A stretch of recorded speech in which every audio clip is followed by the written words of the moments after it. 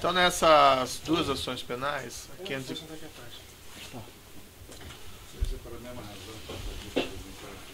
nas duas ações penais, 504, 55, 75, 84, 504, 61, 20, 57, depois do Sr. Paulo Roberto Costa, foi aqui mencionado que igualmente seria feita a contradita em relação à oitiva do Sr. Paulo Roberto Costa como testemunha. Então, eu tomo a liberdade, vamos fazê-las remissivas aos argumentos anteriores e igualmente faço remissivos os meus argumentos para ficar registrada a contradita, mas ainda assim tomar o compromisso do Sr. Paulo como testemunha. Sr. Paulo, o senhor foi chamado como testemunha nesse processo. Na condição de testemunha, o senhor tem um compromisso com a justiça em dizer a verdade e responder as perguntas que lhe forem feitas, certo? Correto. Eu vou advertir o senhor que na condição de testemunha, se o senhor faltar com a verdade, o senhor responde por um processo por falso testemunho, certo? Correto. O senhor celebrou um acordo de colaboração com a Procuradoria-Geral da República, Sr. Paulo? Perfeitamente. O senhor assumiu o compromisso de dizer apenas a verdade perante a justiça? Perfeitamente. Sr. Paulo, então também por força desse acordo, eu vou lhe advertir que o senhor tem esse duplo compromisso na condição de testemunha e na condição de colaborador. E se o senhor faltar com a verdade, além do processo por falso testemunho, o senhor perde o seu acordo, certo? Certo. Dito isso, eu passo a palavra ao Ministério Público. Tudo bem? Tudo bem. Senhor Paulo Roberto, nós estamos aqui tratando de duas denúncias. Uma imputa executivos da Queiroz Galvão e da IESA Oligás crimes de corrupção, lavagem de dinheiro, cartel e fraude à licitação no contexto do esquema da Petrobras, aquele esquema geral que o senhor já deve ter explicado algumas vezes. E outra denúncia versa especificamente sobre o oferecimento de vantagem devida ao ex-senador, agora falecido, Sérgio Guerra, para abafar a CPI da Petrobras 2009, ok? Então vou pedir alguns esclarecimentos em relação à primeira denúncia, depois falarei da segunda. Em relação da primeira denúncia, o senhor já explicou que havia um esquema de grandes empresas que se reuniam em cartel para fraudar licitações da Petrobras. Em troca disso, de alguns atos de ofício do senhor, dos seus colegas, essas empresas pagavam vantagens devidas, que era em torno de 1% do valor dos valores dos contratos, certo? Dentre essas empresas, a Queiroz Galvão participava? Participava. E desde quando que ela participou? Em que contexto? Como eu expliquei muitas vezes, a área de abastecimento só veio a ter contratos maiores a partir de final de 2006 e início de 2007. Até então eu entrei na Petrobras, na diretoria, em 2004, e nós não tínhamos nem orçamento, nem projetos para serem executados de grande porte. Então eu fiquei tomando conhecimento desse assunto do cartel a partir do momento que a área de abastecimento começou a ter os contratos de maior porte. E aí me foi dito, na época, desse processo de cartelização. Certo. Especificamente em relação a Queiroz Galvão e IESA Oligás, o que o senhor tem conhecimento em relação à participação? Essas duas empresas, como várias outras empresas que eu já mencionei em depoimentos anteriores, participavam desse processo de cartelização. Certo. E quem que era o representante dessas empresas no cartel? Qual pessoa dessas empresas o senhor tratou sobre o cartel ou sobre fraudes a licitações da Petrobras, pagamentos de vantagem devida? Eu não participava das reuniões que teve do cartel das empresas, eu nunca participei, né? Eu sabia que existia isso, foi dito por duas pessoas de duas empresas desse processo, mas eu não participava nunca participei de nenhuma reunião dessas empresas. As pessoas que eu tinha contato na Queiroz Galvão, tive mais contato, era com o Ildefonso, e na IESA era com o Valdir. Valdir Lima Carreiro, seria? Isto.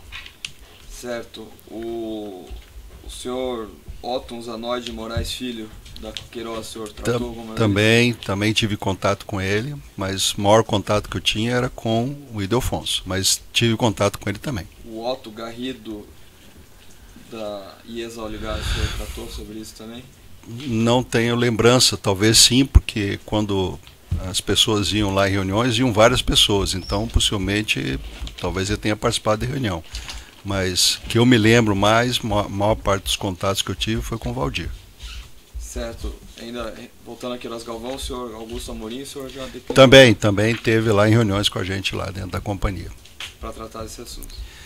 Dentro da companhia a gente não tratava de assuntos de desvio de recursos, né? Não era comum tratar de assunto de desvio dentro das reuniões da Petrobras.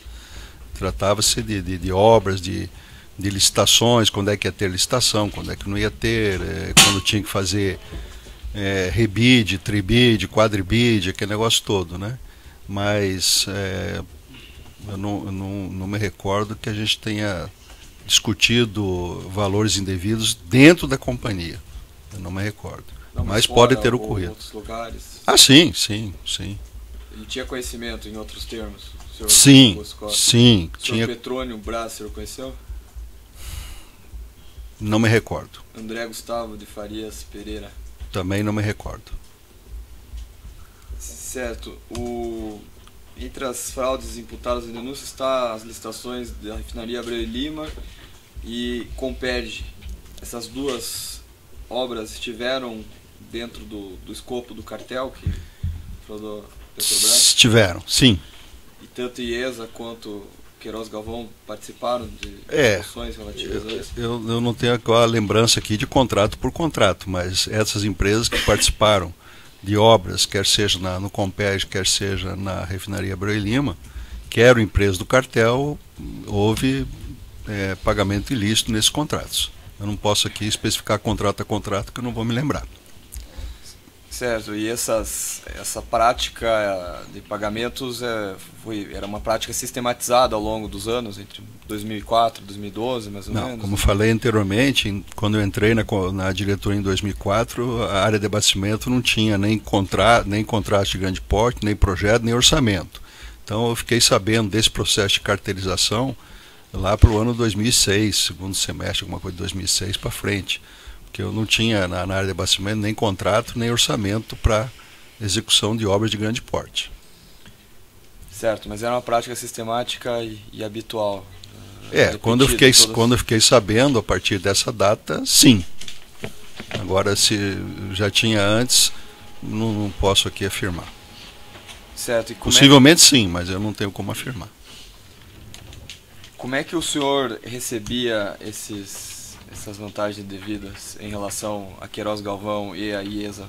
Eu recebia normalmente através do Zé Janene e depois do Alberto Youssef.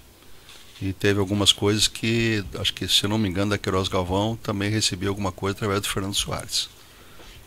Certo. O senhor chegou a usar a empresa Costa Global para receber vantagem dessas empresas? Sim, eu saí da diretoria em abril de 2012 e tinha algumas coisas que ficaram pendentes tanto por parte da IESA quanto da Queiroz Galvão e foram feitos contratos com essas duas empresas para a quitação de valores que estavam pendentes até abril de 2012. Após abril de 2012, quando saí, nada mais aconteceu em relação à minha atuação, porque eu não era mais diretor, já era aposentado. Mas algumas pendências que tinham ficado até abril de 2012 foram pagas aí, parte pela Queiroz Galvão e uma parte menor pela IESA. Por intermédio de contrato de consultoria com a Costa Global? Perfeitamente. E esse contrato não teve serviço nenhum? Não. E com quem o senhor tratou esse contrato? Com o Valdir pela IESA e com o que eu me lembro, e com o Ildefonso pela Queiroz Galvão, que eu me recordo. Qual que é o motivo que eles pagavam mesmo depois do senhor deixar o cargo? É um compromisso que eles tinham, eles não eram obrigados a pagar, mas resolveram pagar. Não tinha obrigação nenhuma de pagar, porque eu não era mais diretor, não tinha mais ação nenhuma dentro da empresa, mas resolveram pagar. Durante o tempo que o senhor esteve no cargo, o que o senhor dava em troca dos recursos que o senhor recebia? Eu ficar calado. Eu sabia que tinha um processo de cartelização e, infelizmente, agi de forma errada e fui conivente com esse processo. Porque vamos dizer, a escolha das empresas era feita pelo cadastro da companhia, quem conduzia todo o processo licitatório era a área de engenharia, de serviço da Petrobras, não era a área de abastecimento. Então, vamos dizer, que eu tenha conhecimento em relação aos orçamentos da Petrobras e às negociações da comissão de licitação, nunca chegou ao meu conhecimento nenhum fato que desabonasse as comissões, para mim nunca chegou a esse fato, mas eu sabia que existia um processo errado e fui conivente.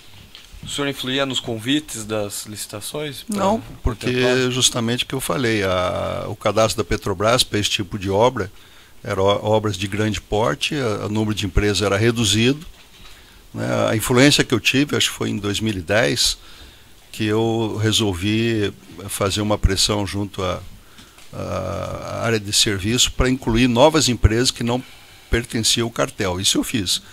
E me foi dito na época pelas empresas do cartel que ia quebrar a cara, porque essas empresas não iam conseguir realizar o serviço.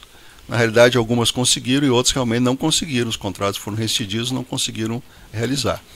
Agora, a definição das empresas era pegar a lista do cadastro e chamar as empresas. Esses recebimentos por meio do Janene e do Sr. Alberto Seff eram todos em cash, em espécie? Eu recebia em cash. Nesse caso da Queiroz, o senhor tem conhecimento de doações oficiais também, que foram feitas como contrapartida pela pagamento de propina por intermédio de doações oficiais? Isso era comentado sempre pelas empresas, que tinha doação oficial e não oficial. Agora, eu vou repetir uma vez o que eu falei na CPI, lá da Petrobras em Brasília. Esse sistema de doação oficial, na realidade, é um biombo, né? Porque as empresas doavam com interesses depois de ter algum retorno junto aos partidos políticos. Por que a empresa ia doar 5 milhões, 10 milhões, 15 milhões, 20, qual o valor fosse, simplesmente pelo partido?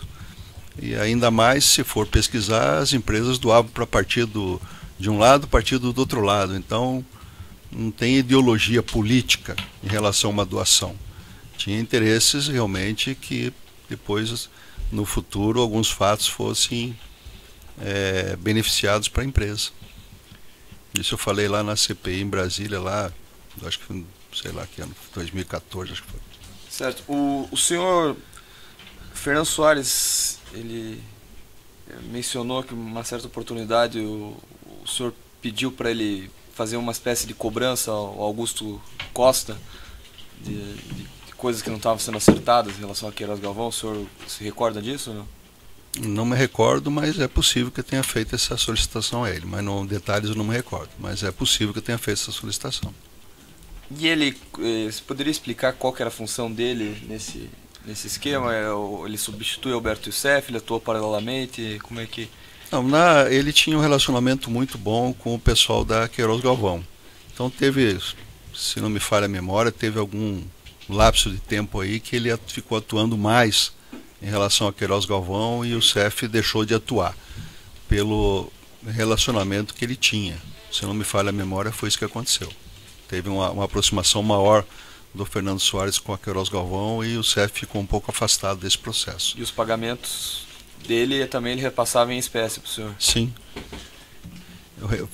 Fora que teve um repasse de pagamento, que também tem um depoimento meio exclusivo sobre esse assunto, teve um repasse de pagamento do Fernando por uma conta no exterior, que possivelmente uma parte desse recurso foi da Queiroz Galvão. Isso tem um depoimento meio específico sobre esse tema. Mas o senhor não pode, sabe precisar, dar certeza se foi a origem? Não, eu tenho certeza que o Fernando fez o depósito, né? Foi através do Fernando. E ele me falou na época que ele tinha algum relacionamento com a Queiroz Galvão na África, e que alguma coisa viria, isso ele me falou, que viria esses recursos, possivelmente desses valores desse negócio na África. Ele me falou uma vez isso. Certo. Em relação a essa primeira denúncia, eu estou satisfeito. A segunda denúncia basicamente imputa o crime de corrupção ativa as pessoas de Ayrton Medeiros, da Galvão Engenharia, e o Defonso Colares, da Queiroz Galvão, pelo oferecimento de pagamento de 10 milhões de reais ao ex-senador Sérgio Guerra para abafar a CPI da Petrobras de 2009. O senhor se recorda desses fatos? Me recordo.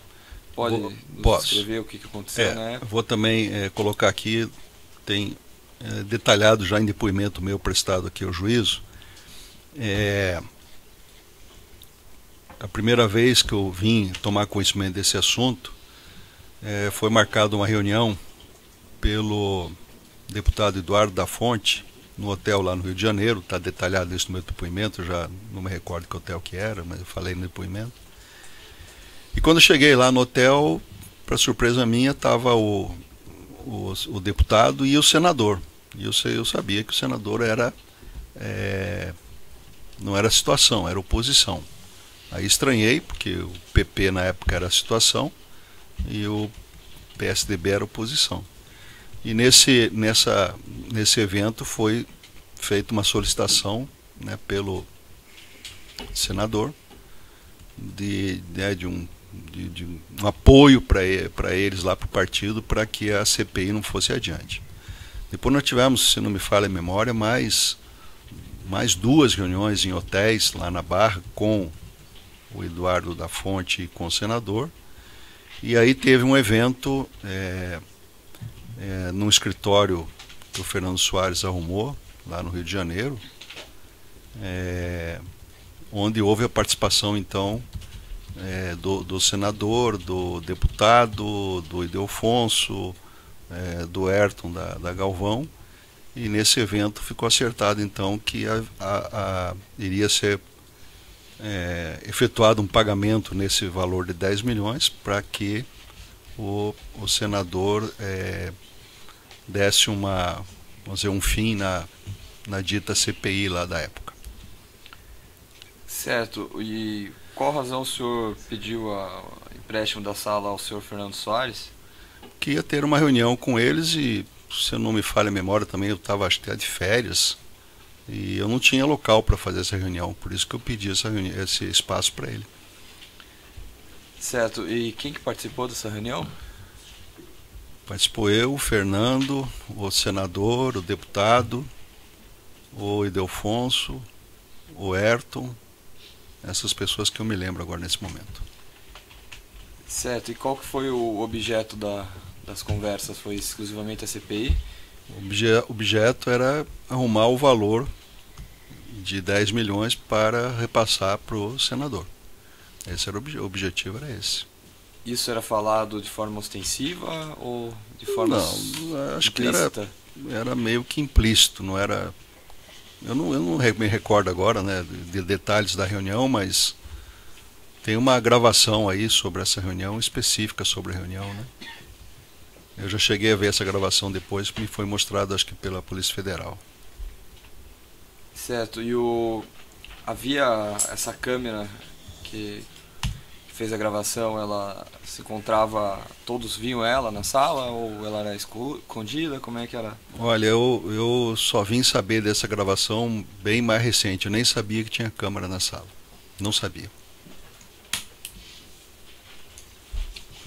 Posteriormente, foi pago esse valor, 10 milhões de... A informação que eu tive que foi. Informação... Através do Ildefonso. E o senhor sabe de que forma?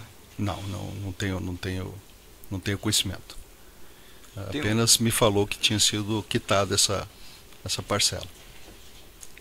Durante a conversa dessa reunião, tem um determinado trecho que o senhor Ildefonso Colares fala assim: dando suporte aí ao senador, está tranquilo.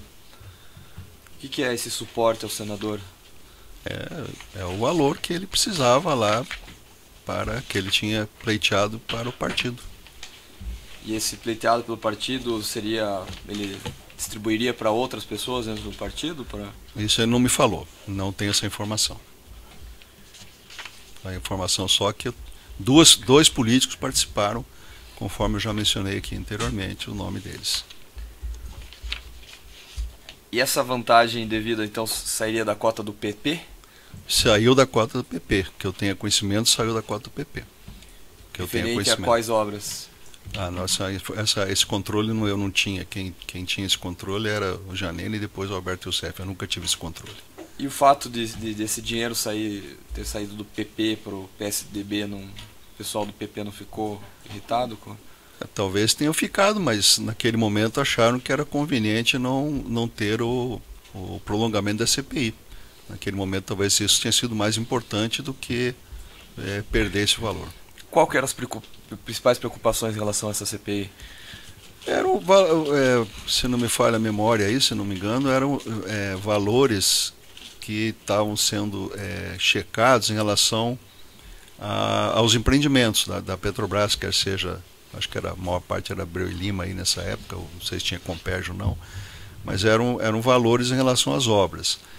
Agora, como eu já mencionei também várias vezes, a Petrobras contratava as empresas sem ter o projeto concluído. Ela contratava com o chamado projeto básico. Então ela permitia uma variação de preço de menos 20% até mais 15%, menos 15% a mais 20%, devido a não ter o projeto definitivo. Então isso não era só a Petrobras que fazia, várias empresas do mundo faziam isso. Então quando se fala que teve um sobrepreço de 20% ou de 15%, isso não é um cálculo correto, né?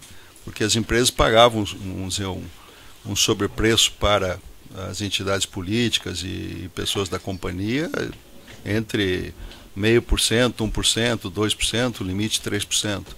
Então, quando se fala que se pagou um sobrepreço numa obra de Petrobras de 15%, isso não é real, né?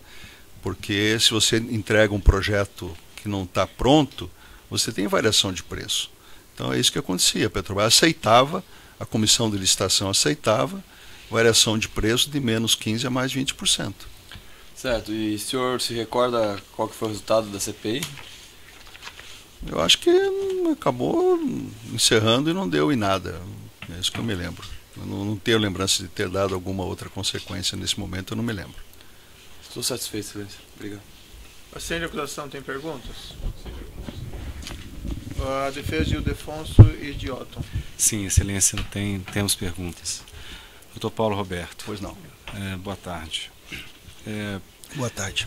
Nós sabemos que o senhor já tratou de assuntos similares, reportando a experiência que o senhor teve na construção desse período na Petrobras, mas é relevante em razão das questões trazidas na denúncia, assim como o Ministério Público colocou, que a gente reporte e relembre determinados assuntos que já foram tratados. É importante, assim, uma das questões que vem sempre sendo reportadas é como se houvesse pelo Ministério Público, né, na denúncia, é como se houvesse toda uma estruturação feita para levar ao favorecimento, por parte da Petrobras, para levar ao favorecimento das empresas. E o que eu gostaria que o senhor me informasse, se quando do momento do procedimento de cadastro das empresas na Petrobras, isso era algo estruturado por uma equipe técnica qualificada, imparcial e independente, ou isso havia interferência direta, por exemplo, do senhor nessa estruturação do cadastro da Petrobras? Primeiro, o cadastro não era ligado à área de abastecimento, o cadastro era ligado à área de serviço, era outra diretoria. E eu trabalhei na Petrobras 35 anos. Não é? Durante 28 anos, antes de ir para a diretoria, não tem nenhuma ação minha que desabone o meu currículo durante esses 28 anos. E eu aceitei ir para a diretoria, e aí foi meu erro, por uma indicação política. E a indicação política tinha cobrança em cima disso, e a cobrança depois veio em relação a essa parte aí da cartelização. Agora, a Petrobras é uma empresa muito séria, né? Quando se fala, aconteceu esse problema na Petrobras, aconteceu com algumas pessoas, mas a Petrobras em si é uma empresa muito competente, muito séria. Então, eu nunca tive, nesses 35 anos de trabalho, eu nunca tive conhecimento de nenhum deslize, de nenhuma algo que desabonasse as pessoas que trabalhavam no cadastro. O cadastro não era da minha área, era outra área que fazia, mas durante esse período todo da Petrobras eu nunca soube internamente lá de algo que desabonasse o pessoal do cadastro das empresas. Obrigado.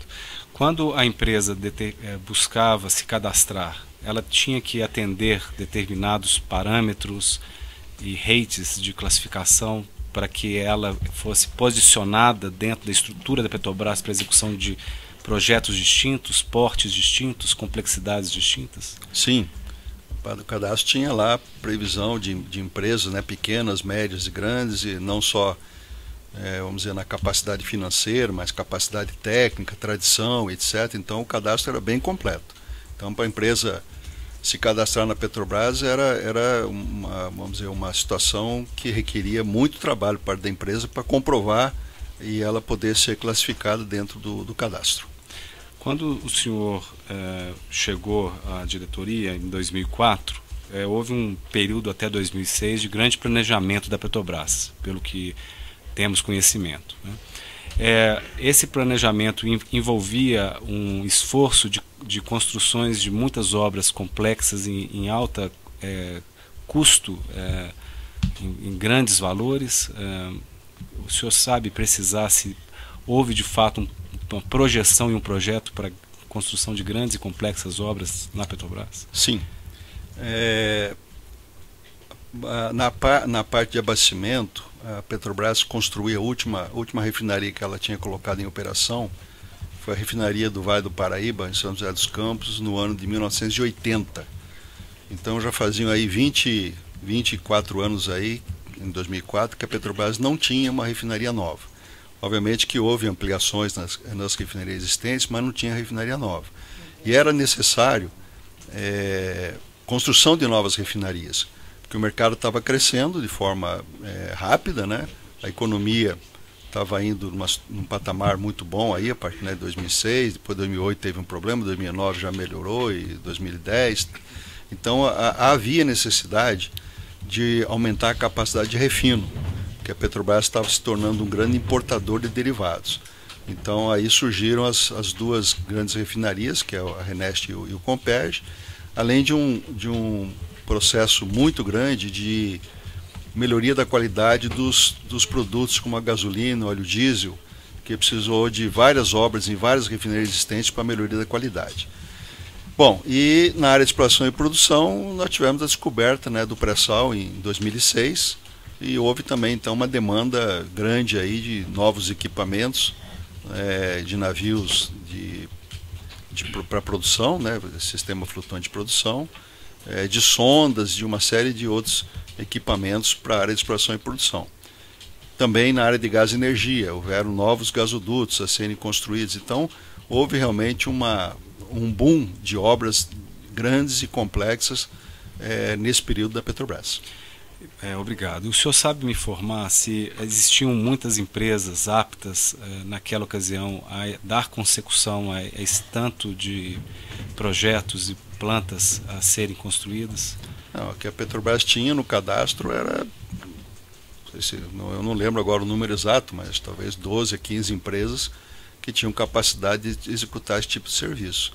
O número não era tão grande porque nós não tínhamos empresas com grande experiência no Brasil para esse tipo de obra.